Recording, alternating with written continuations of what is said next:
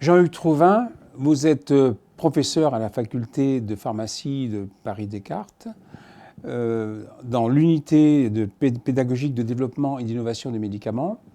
Vous êtes également pharmacien hospitalier à l'Agence générale des équipements et des produits de santé de l'AP-HP de Paris. Vous avez été directeur de la direction de l'évaluation des médicaments à l'AFSAPS, mais surtout, jusqu'en 2014, vous avez présidé le groupe Biologics Working Party à l'EMA.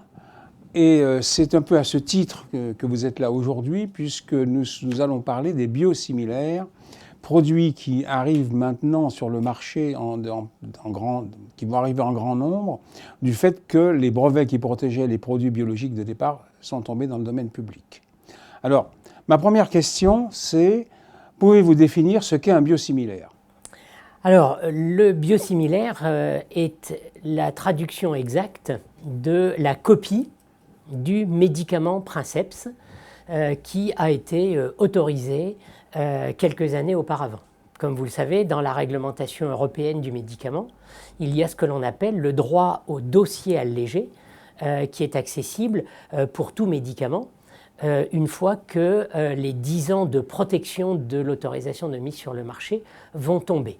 Donc, lorsque l'on a un médicament biologique dont le brevet arrive à expiration et dont les 10 ans de protection de l'AMM arrivent à expiration, tout naturellement, la question s'est posée et a été posée d'ailleurs à la Commission européenne, c'était fin des années 90, la question de savoir si on pouvait faire un dossier copie d'un médicament biologique.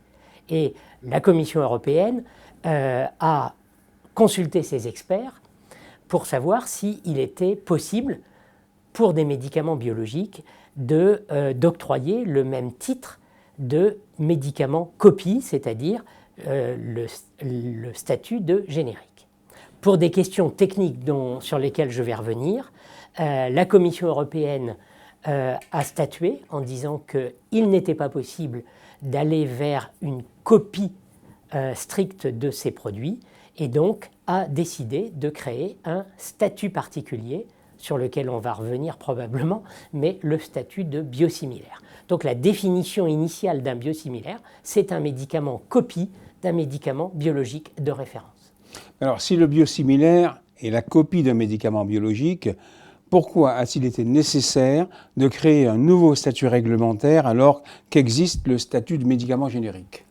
Alors, la réponse ici, elle est dans la nature même de ces molécules principes actifs des médicaments biologiques qui se distinguent par rapport aux principes actifs de nature chimique par énormément de complexité. Complexité au niveau de la molécule elle-même. Si je prends un petit exemple, un anticorps monoclonal, le médicament de référence, je dirais maintenant dans les produits biologiques, un anticorps monoclonal a un poids moléculaire de plus de 150 000 daltons. La molécule chimique de base, de référence, que l'on utilise toujours en comparaison, l'aspirine, le paracétamol, fait à peu près 150 daltons. Donc on a en termes de masse moléculaire plus de 4 logs de différence en termes de masse. Donc ceci va nous amener aussi à des molécules beaucoup plus complexes en termes de structure. Par rapport à la molécule chimique, la molécule biologique doit être absolument bien réorganisée dans l'espace pour arriver à exercer son mécanisme d'action. Pour la molécule chimique, une fois qu'on a la bonne synthèse chimique, la question de savoir si la molécule sera active ou pas ne se pose pas, elle se pose pour un produit biologique. La troisième difficulté que l'on a avec les produits biologiques, c'est le procédé d'obtention. Obtenir un produit biologique suppose de partir d'une source du vivant, donc des cellules mises en culture, pourquoi pas des animaux transgéniques pour lesquels on va récolter ensuite les produits de la synthèse biologique. Ensuite, on va devoir procéder à de l'extraction, de la purification, toutes ces opérations qui peuvent être de nature à dénaturer la molécule biologique en question, qui est elle-même très complexe. Donc on peut, à la fin de ce procédé lui-même très complexe, obtenir différents types de molécules, différentes impuretés, ce que l'on n'a pas évidemment avec la chimie de synthèse, où on sait d'où l'on part et on sait exactement où on va arriver. Et la dernière difficulté qui nous amène à dire qu'il est très difficile de copier une molécule biologique par rapport à une molécule chimique, c'est le fait que cette molécule biologique est extrêmement complexe. On peut prendre l'exemple d'une feuille de papier que je replie dans toutes les directions, essayer de refaire exactement le même pliage, de refaire exactement la même structure dans l'espace. Eh bien, vous allez essayer d'analyser cette structure dans l'espace avec des moyens analytiques relativement performants, mais pas suffisamment performants, et vous ne pourrez jamais garantir que, en comparant deux molécules biologiques, même avec la même méthode analytique, vous ne pourrez ne pas passer à côté d'une toute petite différence que la méthode chimique ne verra pas, alors que l'organisme humain verra probablement et traduira soit par une absence d'activité biologique, soit, pourquoi pas, et on reviendra sur cette question tout à l'heure, sur des risques de réactions immunes qui vont entraîner une neutralisation de l'activité biologique de la molécule. Donc, si je comprends bien, il y a deux types de copies, le générique et le biosimilaire. Et il a fallu donc créer un statut spécial pour le biosimilaire. Mais quelles sont les différences qui existent en termes de documentation scientifique, c'est-à-dire de contenu du dossier d'AMM, par exemple, et de procédure pour l'autorisation de mise sur le marché, entre les deux types de copies? Alors, la différence de statut, elle est reliée directement à la complexité dont je viens de parler, à la fois sur la structure moléculaire, à la fois sur le procédé et à la fois sur les méthodes analytiques. Et toutes ces grosses complexités moléculaires vont être elles-mêmes responsables d'une partie de l'activité et du profil de sécurité d'emploi chez le sujet. Donc, si on n'arrive pas, strictement comme pour les molécules chimiques, à faire une copie identique, il va falloir que l'on démontre, à la différence d'une molécule chimique, que l'on démontre dans le dossier d'AMM copie, que l'on a bien récupéré et conservé la même activité biologique in vivo, le même profil de sécurité in vivo, ce qui fait que, en termes de procédure d'AMM, eh bien, le dossier d'AMM d'un médicament copie est connu, simple pour le médicament générique. Il suffit d'avoir la synthèse chimique et ensuite de faire une étude de bioéquivalence ou de démontrer par des études in vitro qu'on a exactement la même molécule chimique. Là, pour le médicament biologique, le statut dit de biosimilaire va être un dossier certes allégé par rapport au dossier Princeps, mais un dossier qui devra contenir des données de comparaison physico-chimique, des données de comparaison biologique, mais aussi, à la différence du générique, des données, des données précliniques, ce qu'on appelle les données précliniques, donc des données de tox, des données de pharmacodynamie, des données de pharmacocinétique et des données cliniques pour essayer de démontrer que la copie que l'on a obtenue au plan biologique, comme elle est trop complexe à être caractérisée in vitro directement à la paillasse, on va devoir avoir des confirmations non cliniques et cliniques. C'est ce qui fait la différence entre un dossier générique et un dossier de biosimilaire. Donc le dossier d'AMM de biosimilaire permet quand même de garantir aux patients qu'ils recevront la copie d'un médicament avec un niveau de qualité, de sécurité, d'efficacité assez élevé quand même, mais proche d'un générique, mais pas égal à celle d'un générique, hein, si je comprends bien. Est-ce que cela satisfait, première question, est-ce que cela satisfait les payeurs? Notamment, est-ce que cela permet la même approche en termes de gestion des prescriptions et notamment de la substitution ou du switch entre médicaments Princeps et son ou ses biosimilaires comme on le traite pour les génériques?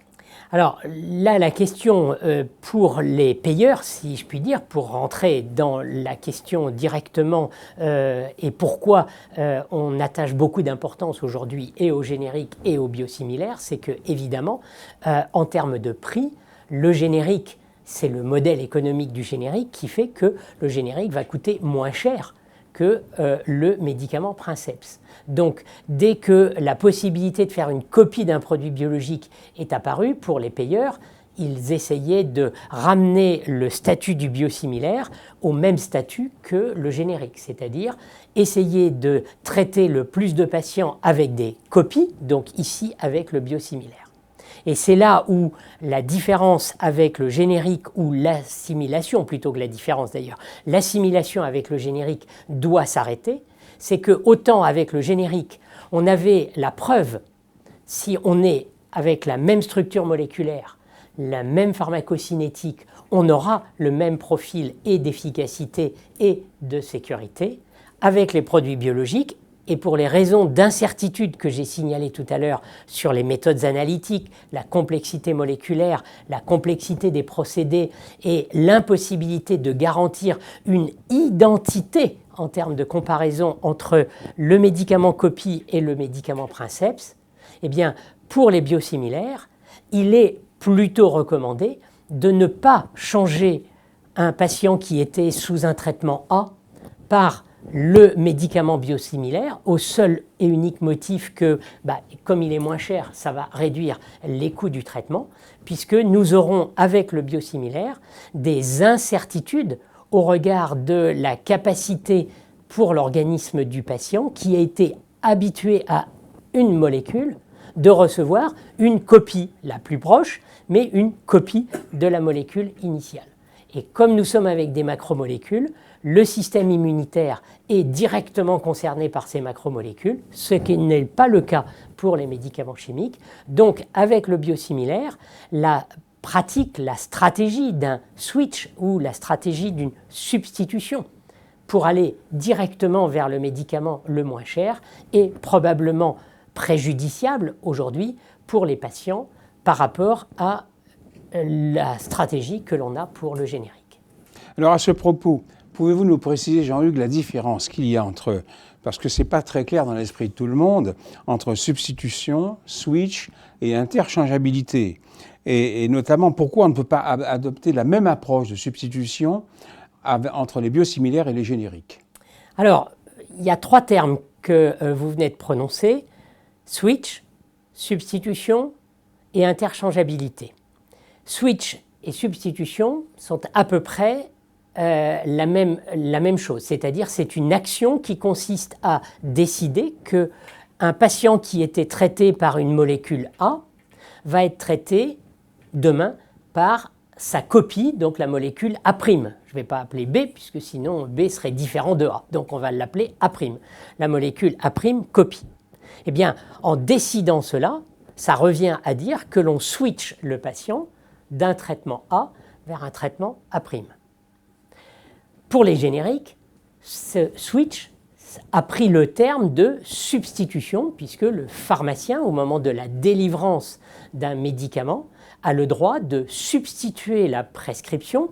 Le médecin avait prescrit tel nom de spécialité, il existe un générique équivalent, le pharmacien va substituer le patient vers le médicament générique.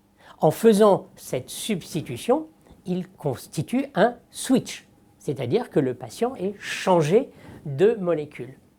Eh bien, pour le médicament biologique, la même question va se poser. Si demain les payeurs instituaient une généralisation de la pratique de substitution au moment de la délivrance d'un médicament biologique, et que le patient se trouverait donc switché de son médicament de référence vers le médicament qui aura été substitué par le pharmacien. Donc là, on a les 2 mots et on s'aperçoit que l'un et l'autre sont parfaitement identiques. L'un est un terme donné dans le Code de la santé, ça s'appelle la substitution, qui est un droit pharmaceutique de délivrance, alors que le switch, c'est finalement l'action qui consiste à changer le médicament pour un patient d'un médicament A à sa copie A'. C'est un switch. Le 3e terme est le terme d'interchangeabilité. Et là, on a un vrai problème de sémantique en France, puisque si vous regardez la définition dans le dictionnaire, l'interchangeabilité, c'est une qualité d'un produit qui peut être interchangeable en termes de qualité par rapport à un autre produit. D'accord ? Dans la réglementation européenne, la notion d'interchangeabilité a été introduite en mimétisme de ce que les Américains ont introduit en termes d'interchangeabilité, et l'interchangeabilité a été proposée comme un critère de qualification pour un biosimilaire pour lequel on peut montrer que traiter un patient avec le biosimilaire et le médicament de référence en alternant les traitements régulièrement pendant un certain temps n'entraînerait pas plus de risques et de perte d'efficacité que de traiter le patient systématiquement avec toujours le même traitement. Donc l'interchangeabilité doit être démontrée au moyen d'études cliniques pour montrer qu'il n'y a pas plus de risque pour le patient de recevoir alternativement deux médicaments, sa copie et son princeps, ou pourquoi pas le médicament princeps, la copie A' et la copie A seconde, puisqu'on va maintenant avoir de plus en plus de biosimilaires et de biosimilaires d'autres biosimilaires. Donc nous allons avoir à un moment donné une vraie question que l'on ne sait pas résoudre aujourd'hui au plan biologique et chimique. Est-ce qu'une copie A' va être strictement tolérée de la même façon que la copie A seconde par rapport au traitement de référence? Donc pour revenir sur les modalités de traitement, de commencer un traitement pour un patient naïf de tout traitement, donc ce que l'on appelle l'initiation de traitement, de commencer en initiation de traitement avec une copie biosimilaire ne me pose absolument aucun problème. Nous avons le dossier d'AMM biosimilaire qui a montré que le produit avait le même profil de qualité, de sécurité et d'efficacité. Mais là où nous avons un problème de généralisation de la stratégie du générique vers le biosimilaire, c'est cette stratégie de substitution, c'est-à-dire pour des patients qui ont été antérieurement traités avec le premier médicament de référence. Est-ce que, au moment d'une décision de stratégie de traitement, ils vont être switchés vers le médicament biosimilaire? Est-ce que nous avons suffisamment de données pour démontrer que le biosimilaire aujourd'hui est strictement interchangeable au sens de la sécurité d'emploi pour le patient chez un patient qui a été préalablement traité avec le produit de référence? Et là, malheureusement, j'ai peur de dire il n'y a pas de réponse à cela dans les dossiers d'AMM, puisqu'il n'y a pas d'études cliniques qui prévoient aujourd'hui d'étudier cette caractéristique d'interchangeabilité, donc de comparabilité des deux produits entre eux. Alors, puisqu'il subsiste cette incertitude sur l'interchangeabilité, quelle est selon vous la meilleure façon de faciliter la pénétration des biosimilaires sur le marché? Alors, il est sûr que si on a développé des produits biosimilaires, d'abord il faut rappeler l'historique, c'est que c'était d'abord pour faire droit à un droit pharmaceutique du dossier copie. Donc les premiers biosimilaires qui sont arrivés n'ont pas beaucoup intéressé les payeurs puisque c'était des petits produits de niche et des petits marchés de traitement relativement courts. Je pense à l'hormone de croissance, je pense au GCSF. Alors qu'en 2013 sont arrivés, comme vous l'avez mentionné tout à l'heure, avec la chute des brevets des premiers anticorps monoclonaux, des produits biologiques à très haute valeur thérapeutique ajoutée. Et donc effectivement, maintenant, le véritable enjeu des biosimilaires, ça serait de pouvoir leur faire rentrer sur le marché à un très fort taux de pénétration, ce qu'on appelle le taux de pénétration des génériques comme des biosimilaires. Et si on veut avoir un très fort taux de pénétration des biosimilaires, il faut que les patients naïfs soient traités avec des biosimilaires en première intention, et ça on l'a vu tout à l'heure, ça ne pose aucun problème ni de qualité, ni de sécurité, ni d'efficacité. Mais la deuxième question va être, est-ce que l'on ne prend pas un risque si l'on essaye de traiter par switch automatique, voire obligatoire, voire même inciter pour les médecins prescripteurs à ce qu'on prescrive un switch automatique des patients préalablement traités avec le premier biologique de référence et de les switcher automatiquement. Là, je crois qu'il y a un risque que l'on prend, peut-être 5%, 10% de la population de ces patients risque de développer des réactions d'intolérance, des échappements thérapeutiques que l'on devra derrière récupérer en ramenant les patients vers le traitement de référence. Donc on aura un surcoût, je dirais, et donc pour répondre à la question, quelle serait la meilleure stratégie aujourd'hui pour essayer de faire rentrer sur le marché progressivement, mais en toute sécurité pour les patients? Je crois qu'il faut avoir l'honnêteté de dire, pendant les premières années, eh bien, ayons un taux de pénétration du marché des biosimilaires en initiation de traitement. Voilà une très bonne stratégie. Tous les jours, il y a une nouvelle file active de patients en polyarthrite rhumatoïde, de patients en MICI, de patients en allergologie, etc., qui sont redevables aujourd'hui de médicaments biologiques. Pourquoi pas leur donner tout de suite la copie en initiation de traitement? Il n'y a probablement aucun risque.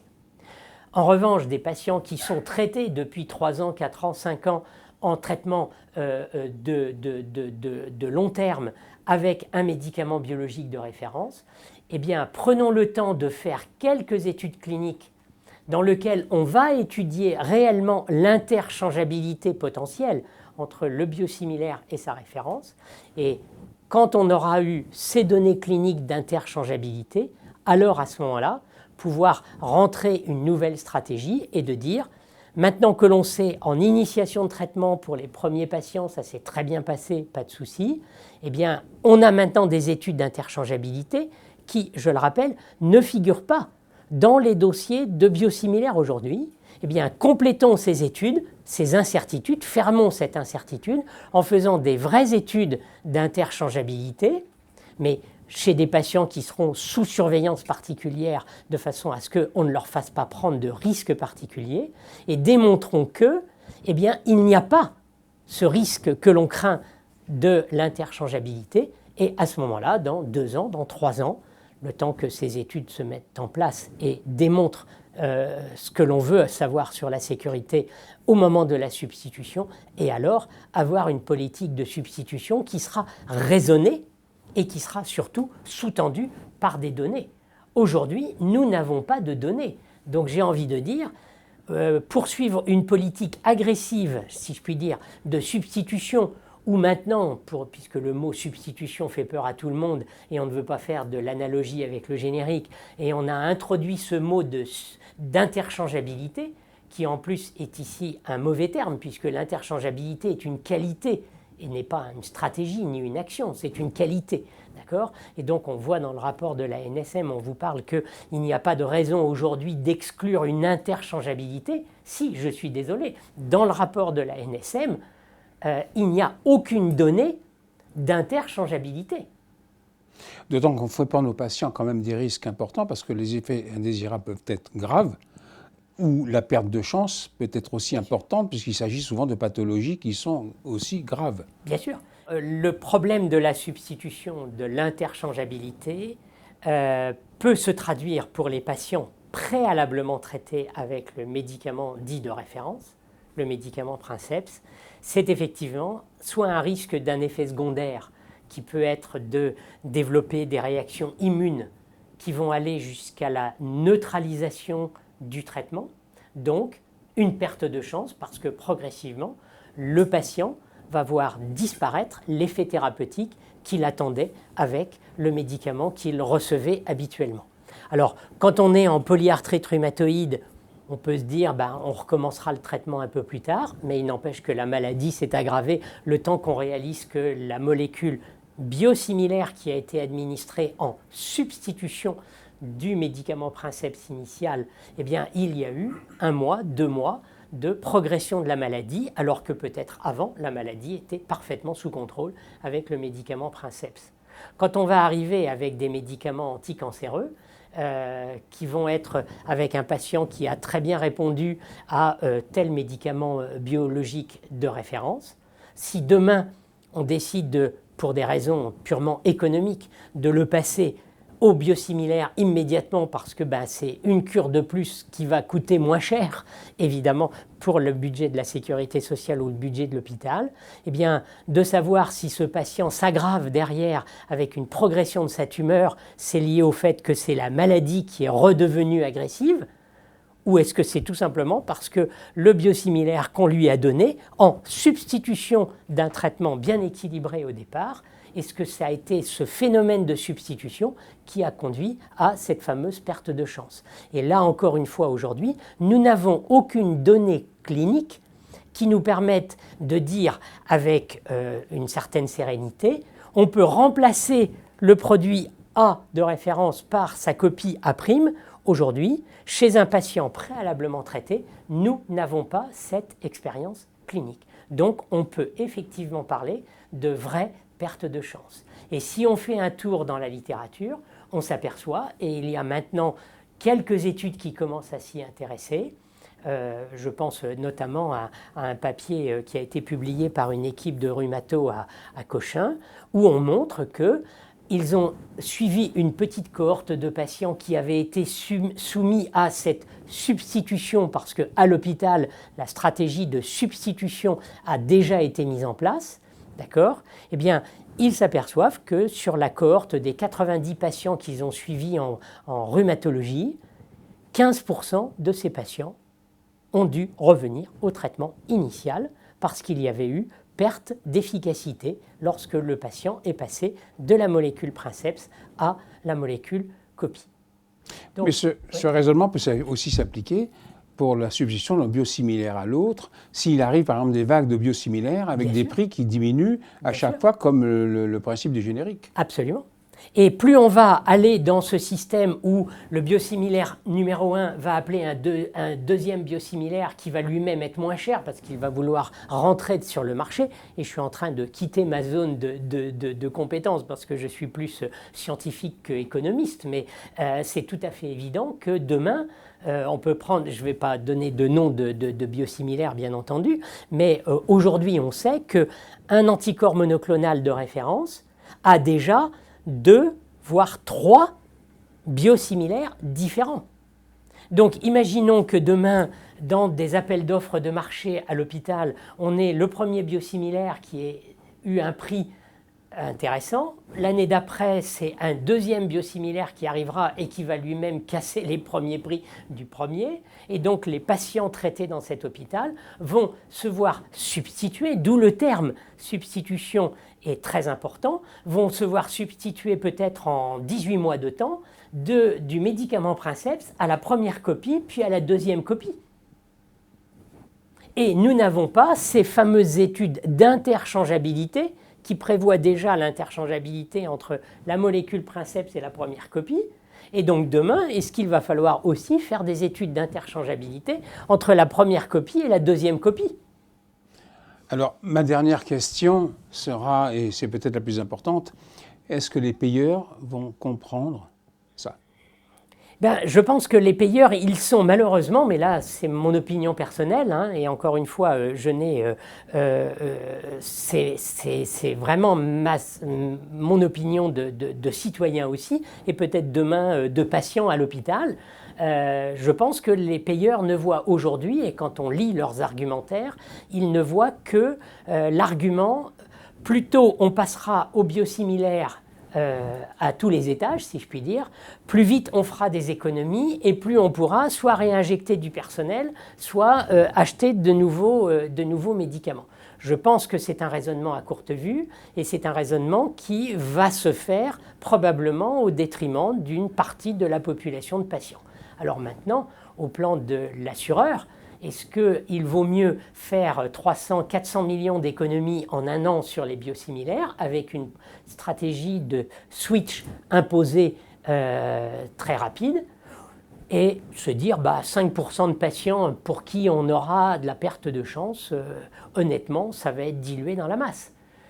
C'est quand même un raisonnement économico-morbide. C'est un raisonnement économico-morbide, mais je n'ai pas peur de le soutenir parce que je suis absolument persuadé aujourd'hui, en lisant entre les lignes, mais en lisant un certain nombre de rapports qui ont été écrits. Et vous pouvez regarder même dans le dossier de presse de la HAS qui écrit « Parce que le rapport de l'ANSM nous dit que l'interchangeabilité, encore une fois un terme scientifiquement infondé utilisé dans le rapport de l'ANSM de 2016, que l'interchangeabilité peut être envisagée aujourd'hui », c'est le motif pour lequel la HAS, dans le PLFSS de 2017, essaye de réintroduire cette notion de substitution, non seulement en initiation de traitement, mais aussi en prolongation de traitement. Jean-Hugues Trevin, il me reste à vous remercier. Je crois que vous avez apporté des éclaircissements très nets sur un sujet qui est très important en termes de santé publique. Et on espère maintenant que vous serez entendu et suivi. Voilà. Je vous remercie. Merci.